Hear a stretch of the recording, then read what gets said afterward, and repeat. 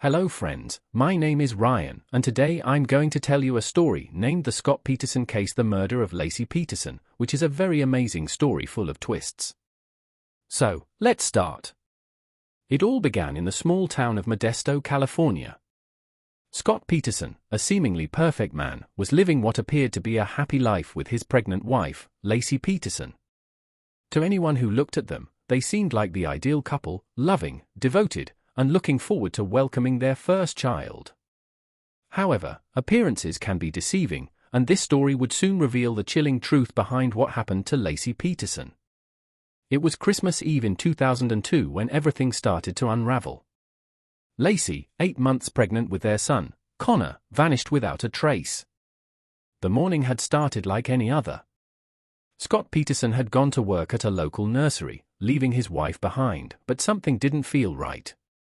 By the afternoon, Laci was gone, and there were no signs of a struggle or any clues to where she had gone. At first, the authorities thought it was just another missing person case.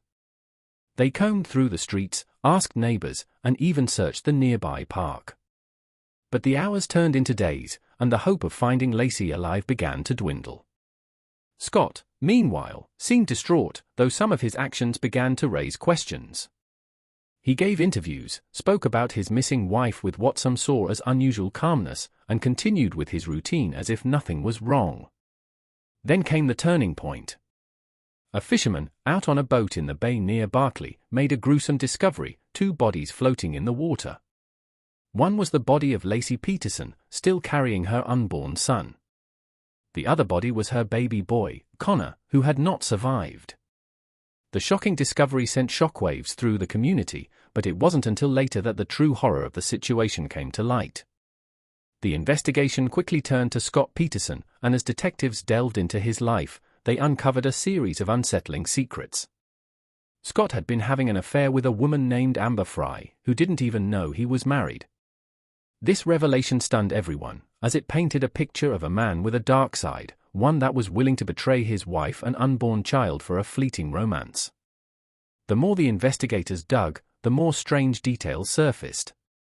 Scott had lied to everyone, including his family and friends, about his whereabouts on the night Laci disappeared.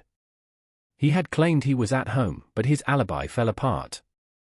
Evidence began to point to him being the last person to see his wife, and it became clear that the perfect husband persona was a facade hiding a much darker reality.